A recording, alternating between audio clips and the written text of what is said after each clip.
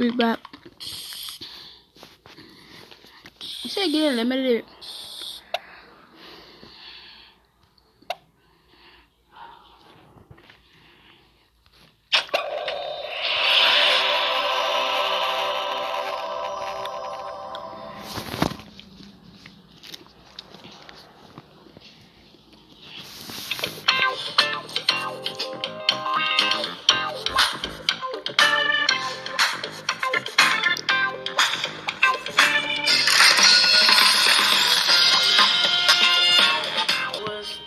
Graduated from high school. I wanted to go.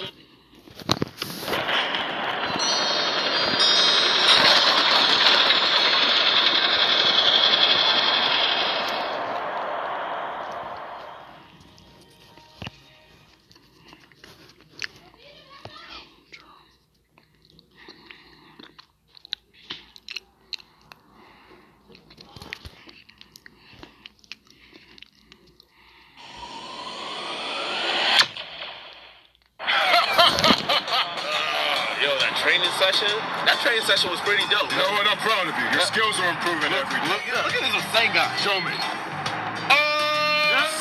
You still kill me with the other hand thing, but amazing. Listen, Madara ain't gonna touch me. Wait till I see him in the battlefield. Do not underestimate Madara. What? Listen, Madara. Listen, he's dead on Yukaki. Asking some hidden. Chakra.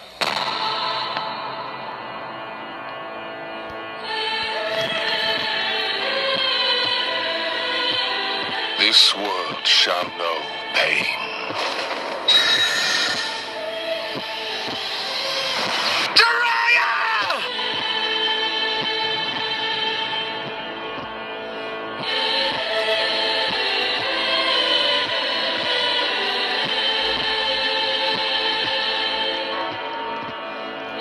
Almighty Bruce.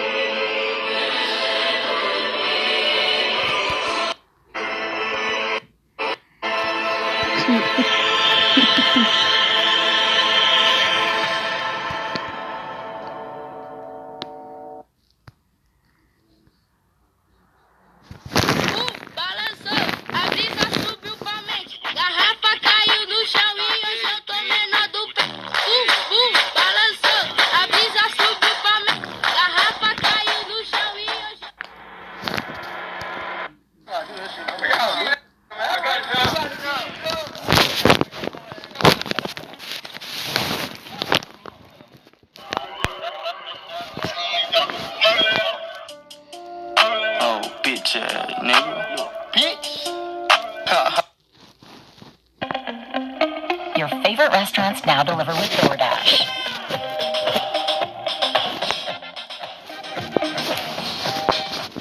Hello guys, I'm Lily. Here is the most amazing thing that has ever happened to me. I found out one of my family's stories was a huge lie.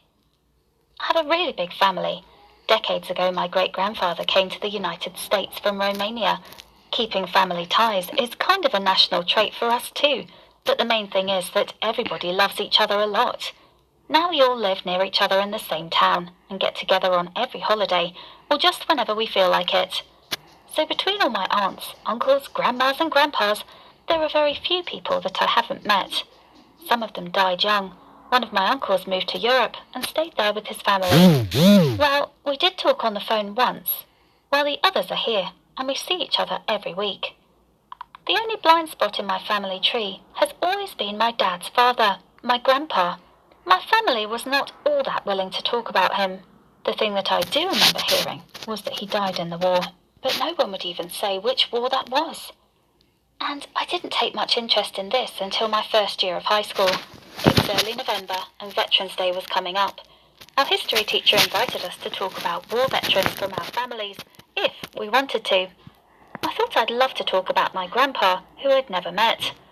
When I came home and asked my dad, he got all annoyed and refused to talk. He said that stuff like this is personal and that I shouldn't be talking about it in class. That didn't make much sense to me. I saw the look on my dad's face when he was saying it. Something wasn't right. So I went to ask some of my other relatives. After I kept on at them and wouldn't let them change the subject, all of them said basically the same thing, but the details were different.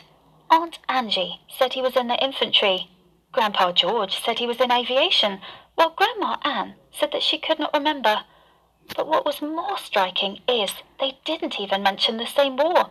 Two of them said it was Vietnam, while Grandma Anne said it was Korea, which was not even, mathematically possible.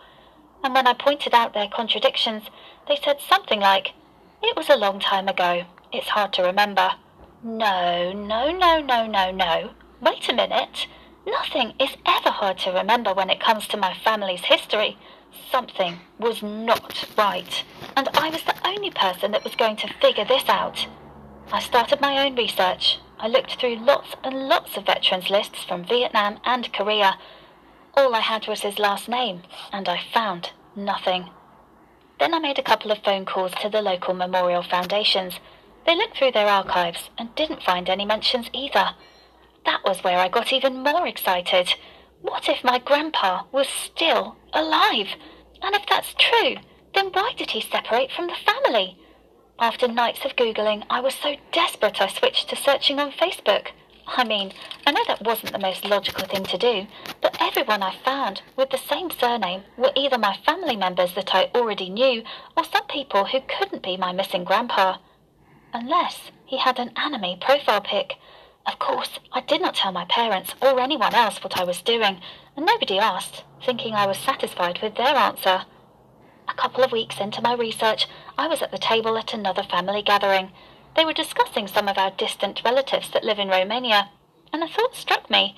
What if I search our original last name, the one that we had before my family got Americanized? I ran to my room, trying not to attract too much attention, and Googled it. Most of the results were irrelevant, but one of the things I found was a Facebook page of a man in his 70s who looked almost exactly like my dad. Wow! And his name was Alex. I started to write a message to him. But what are you supposed to write in a situation like this? "Hey there, I'm your granddaughter from the family that passed time with you." That did not sound good. Both profile pics he had were in front of a house, and I recognised the area. It was the other side of the town. My friend Kelly lives there, so I've been to the area a couple of times. Of course, I was scared to go, but I was too excited not to. The next day, I left school early and got on the bus. Finding the house was harder than I thought, but I found it. It was small, simple, and pretty old. For another 20 minutes, I didn't have the nerve to knock on his door. I even thought something like, well, if my family decided to forget him, there was probably a reason. But there was no way I was turning back, so I walked up to his door and knocked on it. He opened the door. He looked annoyed, like he wasn't expecting any visitors, and obviously didn't want any. But then, it looked like he thought my face was familiar. Maybe he felt something. I started to tell the whole story as quickly as I could. He listened for a while silently, but then interrupted me and said that I was obviously mistaken, and that he was someone else. I could see he didn't mean it. Then, he just shut the door, right in my face. I couldn't stop crying on my way back home, but that same night, I added him on Facebook to, I don't know, give him another chance. Imagine how hard it had all been for him. I didn't hope for much when I did it, but a couple of days later I received a message from him. He invited me to talk. So the next day, I went back to his house and knocked on the door. He invited me in. The house was pretty messy, and the whole situation was so awkward for both of us. The conversation wasn't easy. I had lots and lots of questions, but he needed time to give me the answers. We had plenty of meetings after that, so now I know the whole story. And here it is. When he was young, my grandpa had a bad group of friends, or got involved in a lot of serious crimes. He was part of a gang or something, and over the years it all got worse. When he was in his late 20s, shortly after my dad was born, he was caught by the police and got a long prison sentence.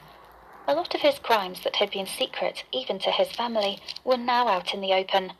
It was such a shock to everybody that the whole family sort of pretended that this man never existed. They replaced him with the legend of a soldier who had died in the war.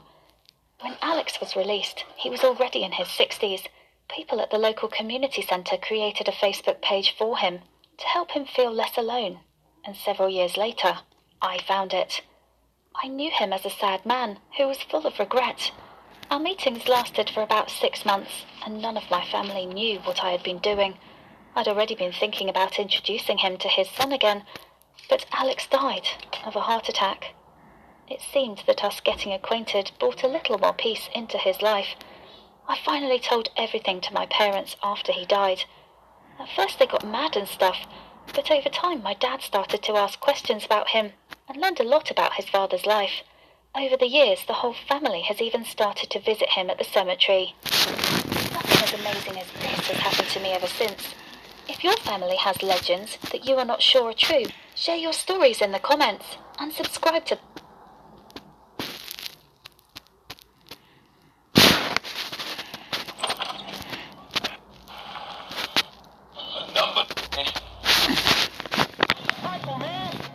out for myself. There's the difference between us. I was looking out for you. Man, this ain't personal.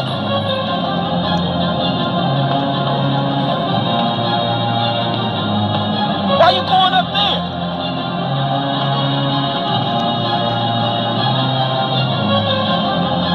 Who put you up there? Trevor? We should take him out together, right now. We'll roll on T. I brought you into my home, Franklin.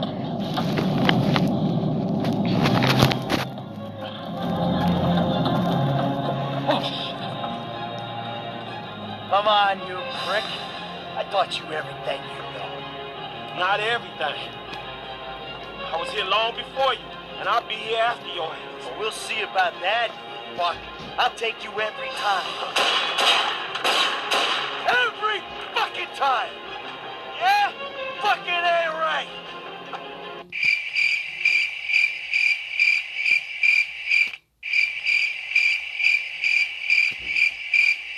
Surprise, motherfucker.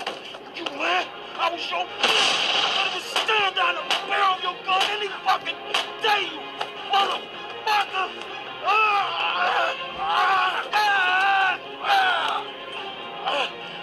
Mike, let's just fuck you! Hey, you told me when to talk.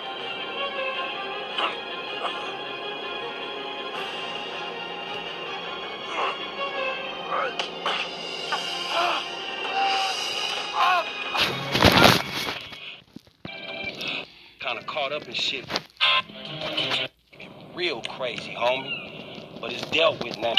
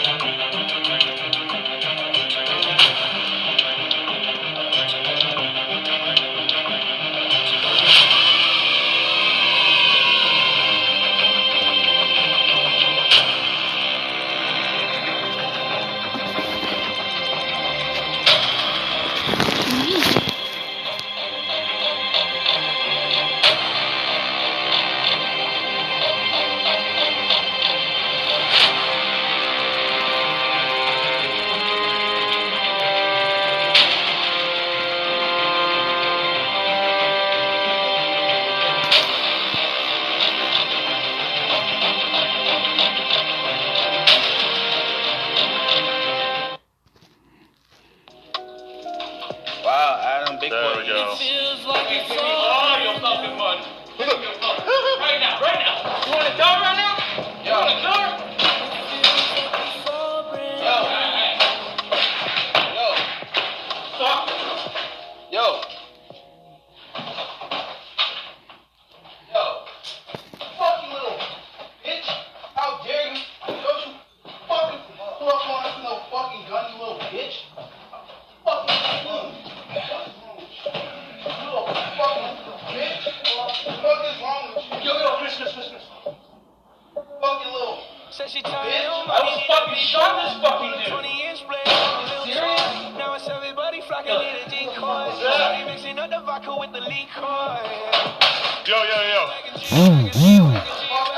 We're gonna have to come back soon. Holy shit. Why didn't he shoot? Now he's out cold. We gotta call the cops. We're gonna have to come back for all these other donations, dude. Holy fuck. Yeah. Just close it in OBS. Okay, guys.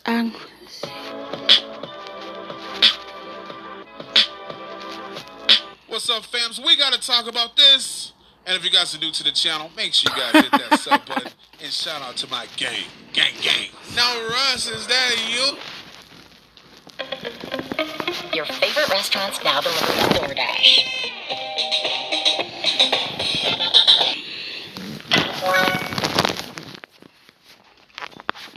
I'm 25 years old and I'm originally from Venezuela. I came to the United States on July 12th of 2017. My country is amazing.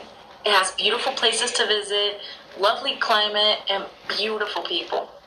But me and my family were forced to flee to protect ourselves from torture and possibly death.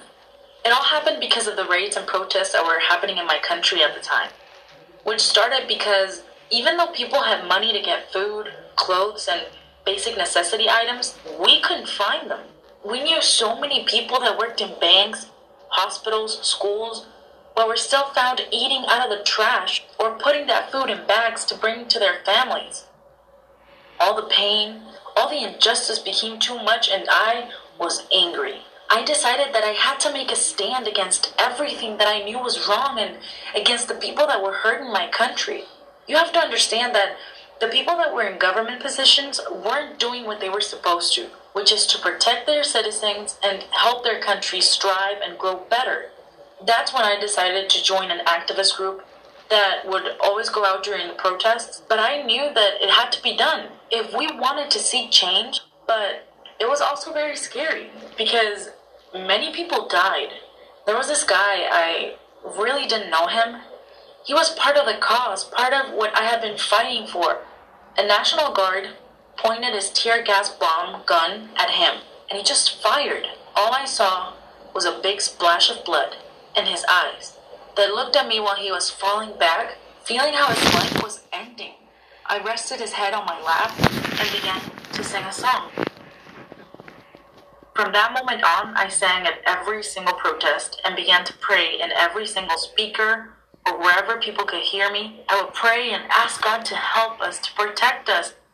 So time went on, and National Guard officers began to go to the area I lived in. We couldn't sleep because we didn't know what would happen to us. Maybe take us to like an underground place and torture us. My mom was very scared and decided she didn't want to take any chances. That's when she found a way for me and my brother to get a ticket for us to fly out of the country and go to my relative's house, and that's when I filed for asylum to become a legal immigrant in this country. It's been hard listening to all these things that are still going on in Venezuela. I pray for my country every day and hope that everything will go back to the way it used to. For those who died, for those who are still living in oppression, for those who are struggling in their position as National Guards, I just wanted to let them know that in this fight, we're all brothers and sisters from the same nation.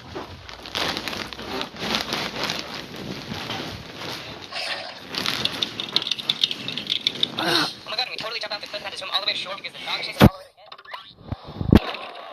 I was live the whole time? Holy shit.